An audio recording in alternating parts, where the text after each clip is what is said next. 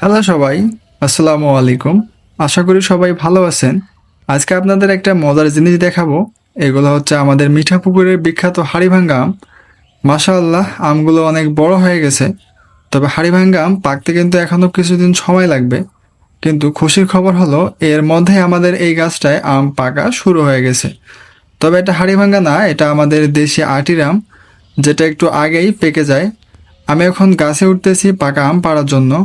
গাছে উঠে চারপাশের আমগুলো দেখে মনটা জাস্ট ভরে গেল। এই আটির আমগুলোর সাইজ হতো হাড়িভাঙ্গার মতো অত বড় না, কিন্তু গাছ পাকা আটির আমের মিষ্টি আর স্বাদ অতুলনীয়। পাকা আমের সাথে কিন্তু কিছু কাঁচা আমও নিচে পড়তেছে। এর কারণ হলো গাছে কিন্তু এখনো ভরা পাকা শুরু হয়নি, কেবল পাকা শুরু হচ্ছে।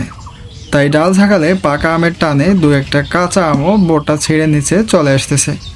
সবগুলো ডাল ঝুঁকিয়ে ঝুঁকিয়ে আমগুলো পাড়ার পর গাছ থেকে নেমেই পাকা আমগুলো খাওয়া শুরু করে দিলাম।